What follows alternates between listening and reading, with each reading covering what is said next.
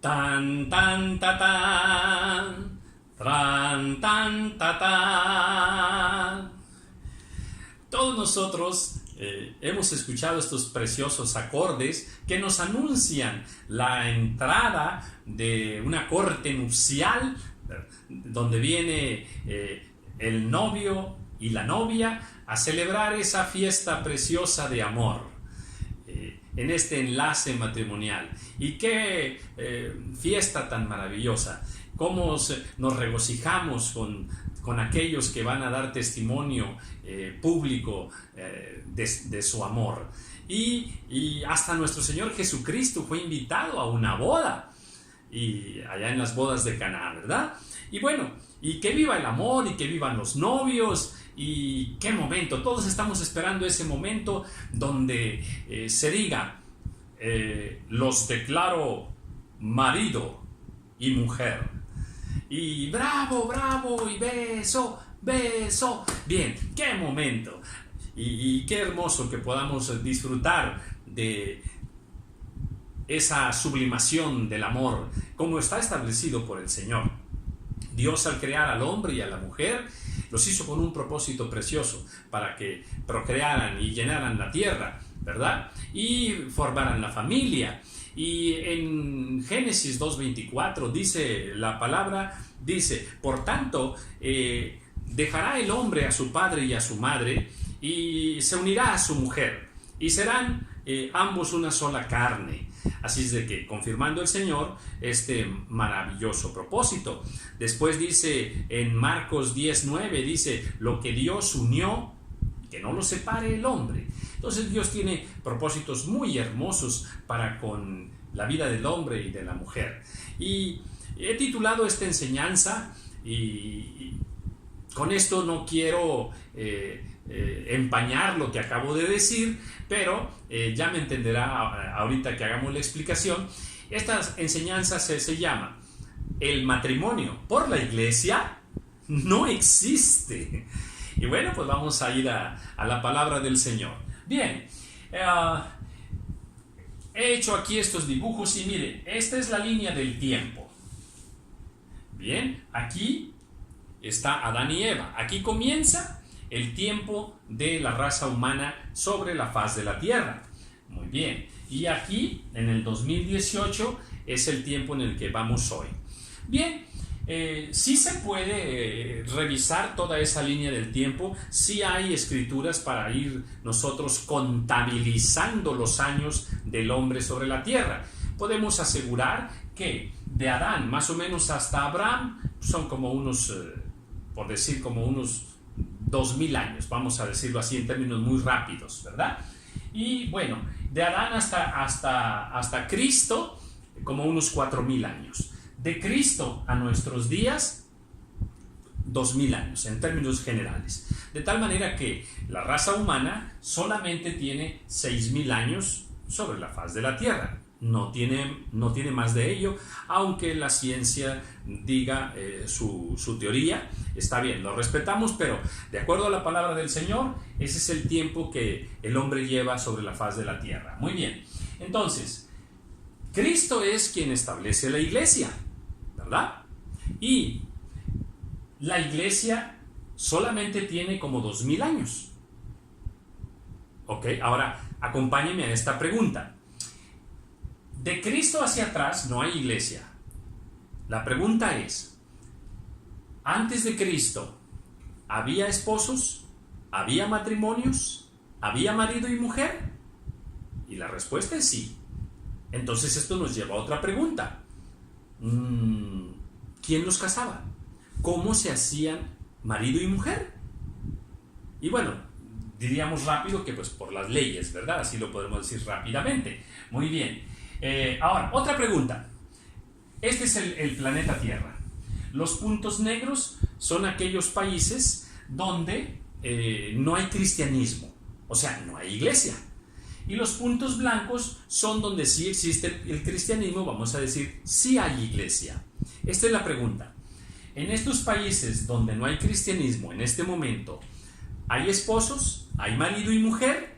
¿Sí se casan? Respuesta, sí. Y ahora viene la pregunta, ¿y quién los casa? ¿Cómo se hacen esposos? Entonces, como ve, es interesante reflexionar, es necesario reflexionar sobre este punto. Bien, volvamos a la iglesia y volvamos aquí a nuestro tiempo. Y voy a ubicarme en mi país, México. Bien, en nuestro país, cuando alguien quiere casarse, bueno, entendemos que hay dos maneras de casarse, o sea, que existen dos matrimonios. El matrimonio que en México llamamos por el civil, el que se realiza ante autoridades civiles respaldadas por el gobierno, que han sido puestas por el gobierno para un orden social, ¿verdad? Y el matrimonio por la iglesia, el cual se dice que es realizado en una iglesia por un siervo de Dios, ¿verdad? Llámese sacerdote, llámese pastor o demás, ¿verdad? Pero entonces, otra vez, en México hay dos matrimonios, matrimonio por el civil y matrimonio por la iglesia. El problema es que si nosotros empezamos a revisar en la palabra del Señor los propósitos, ¿para qué fue creada la iglesia? Fue creada, bueno, pues para alabar a Dios, fue creada para predicar el evangelio, fue creada para hacerse una congregación donde se congregan para estudiar la palabra del Señor, aquellos que profesan esa fe religiosa. Y sí encontramos una ordenanza para bautizar personas, sí encontramos una ordenanza para celebrar la Santa Cena, pero no encontramos ninguna ordenanza para que la iglesia pueda realizar matrimonios. Es más, ni Jesús en las bodas de Caná ofició el matrimonio, ¿verdad? Esto suena interesante. Entonces,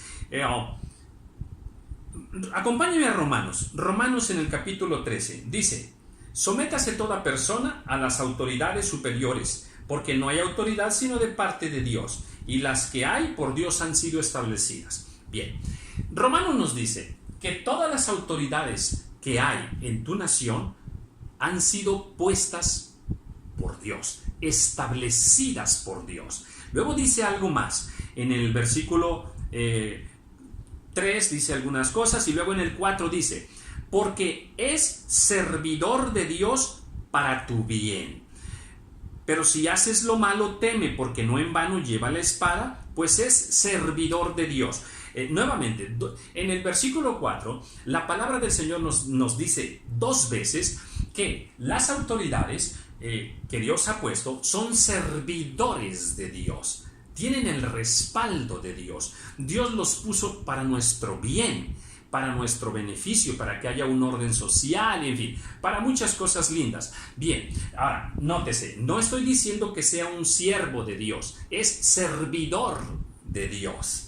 ¿Okay? Un siervo de Dios es aquella persona que ya tiene su vida consagrada para servir en un ministerio al Señor, ¿verdad? En este caso, ellos son servidores de Dios, tienen autoridad de parte de Dios y el respaldo de parte de Dios. De tal manera que cuando un hombre y una mujer se presentan, en el caso de nuestro país, hay un juez, se presentan ante el juez para que el juez los declare marido y mujer en esa ceremonia que se hace allí, en la que también se pide que estén presentes los padres. Bueno, aunque ahora ya no tanto, pero siempre fue de esta forma, que los padres también que pudieran estar presentes lo hicieran, respaldando ese matrimonio, dando fe de ese matrimonio. Bien, cuando este hombre y esta mujer se presentan delante del juez, se realiza la ceremonia, él tiene autoridad de parte de Dios para declararlos marido y mujer. En toda esa ceremonia, Dios está presente, respaldando ese acto tan maravilloso conforme a su voluntad. Entonces, en el momento en que el juez declara marido y mujer, en ese momento, para Dios, ya son marido y mujer. Están casados por la ley de los hombres ante la presencia del Señor. Ya no sería necesario ir ahora ante un ministro religioso, ya no sería necesario ir a una iglesia para celebrar una segunda ceremonia de matrimonio. Ok, pero ahora, ¿se puede hacer? Claro que sí. Y quien lo haga, excelente, no hay problema, pero ya no va a casarse. Entonces, ¿a qué va? Bueno, va a dar testimonio también público de su amor ante un siervo de Dios, ¿verdad? En una congregación donde va con todos sus amigos y compañeros y familiares de la misma fe religiosa, ¿verdad? Y hacen una celebración maravillosa, y también suele hacerse también en esta ceremonia religiosa, que también ahí el siervo de Dios dice: los declaro marido y mujer. Ya no es necesario, porque ya son marido y mujer delante de Dios. Ahora, ¿está presente Dios en esta primera ceremonia? Desde luego. ¿Está presente Dios en esta segunda ceremonia? También, pero no para casarlos por segunda vez, ¿ok? De tal manera que si usted se casa por el matrimonio civil, usted ya está casado delante de Dios. No necesita ir a hacer un segundo matrimonio. Ahora, a la inversa, si usted solo se casara, solo va a una ceremonia religiosa, ¿verdad? Y dice: ya estoy casado delante de Dios, y usted luego no viene a realizar el matrimonio civil, usted no está casado delante de Dios. ¿Por qué? Porque este siervo de Dios no tiene una autoridad de parte de Dios, no tiene una ordenanza de parte del Señor para realizar matrimonios. Aunque en algunos países sí es así. Por ejemplo, en Estados Unidos, por ejemplo, un siervo de Dios tiene autoridad legal dada por el gobierno, tiene autoridad legal dada por el gobierno para realizar matrimonio. De tal manera que en este país y en algunos otros que así fuera, ¿verdad? Si aquí este siervo de Dios tiene la autoridad del gobierno para hacer un enlace matrimonial, realiza el matrimonio, ¿verdad? Y ya no sería necesario que viniera ante una autoridad civil, porque ya está casado. ¿Por qué? Porque el gobierno avala, le ha dado esa autoridad a ese siervo de Dios. Entonces, que quede muy claro, ¿ok? No hay dos matrimonios, solo hay uno, ¿verdad? Y en nuestro caso de nuestro país, el matrimonio civil es el que es válido delante de Dios. El otro, gloria a Dios, es una celebración maravillosa y hay que hacerla, ¿verdad? No hay problema, ¿verdad? Es una ceremonia de fe, donde agradecemos a Dios y todo lo demás. Y en los países donde el siervo de Dios tiene autoridad legal para casar, lo hace, ¿de acuerdo? Entonces, que no tengamos ninguna confusión y tengamos paz en cuanto a esto. Mire lo que dice Primera de Corintios en el capítulo 7, mire el versículo 39. La mujer casada está ligada por la ley mientras su marido vive. La mujer casada está ligada por la ley, ¿ok?